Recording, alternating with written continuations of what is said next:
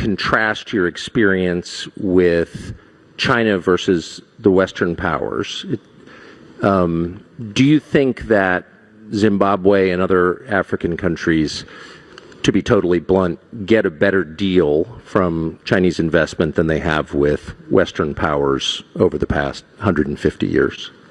Zimbabwe is a sovereign state. Yes. You understand? And we move on the basis that give us the best results of our resources. Whether it is relation with the West or the East, what is primarily important is what we ourselves as Zimbabweans are satisfied with.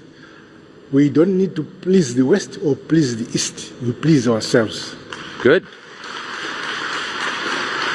That seems like a good model for every sovereign country.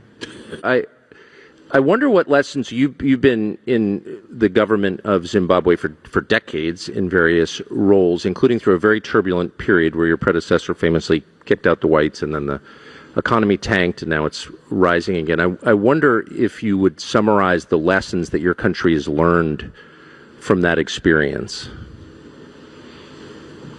I'm not so sure what you have in mind. But let me say, our economy has faced challenges. I'm sure you're aware. Yes. Zimbabwe has been under sanctions for decades as a result of us claiming our land from the British and making ourselves independent. We seized the land and gave it to our people. So sanctions were imposed on us. But in spite of all that constraint we have developed, and we are happy that we have developed on our own, and we feel very independent. Well, people had their land seized in Zimbabwe who were born in Zimbabwe, and they were targeted on the basis of their race, and I wonder if you think that's good or bad. No. Land did not belong to a race. It belonged to Zimbabweans. Right. So when the colonialists took land from us, time came when we asserted ourselves, take back our land. And those who wanted to have land at the same basis as the African people of Zimbabwe remained. But those who felt they were superior left. What did you think of what happened in Venezuela last month? Venezuela is very far away from Zimbabwe. Yes, it is. yes, sir. But I wonder, I still wonder as a head of state, a longtime head of state, what you thought of that. I mean, you must pay attention to what happens to other heads of state. Yeah, but I don't know what we really read in Zimbabwe actually happens in Venezuela, but from what we read, we are interested to know why it is happening.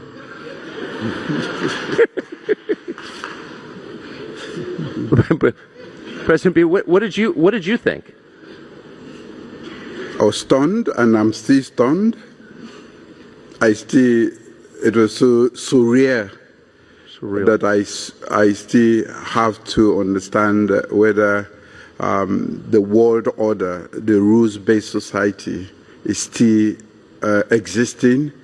And if not, what becomes of the world? That's why I earlier described the state as we are in a state of flux, because everything that we have understood as the basis for international order is fragmenting or being destroyed right in our face. And I'm sorry, it felt like an unfair question, but that's exactly more to the point what I'm asking is this a sign of a changing order? And I will end with you, President Boko. What was your response to it? Well, I think we are seeing a world where rules seem to matter very little, and they matter only depending on who is benefiting from them and who is wielding the stick at any given point in time.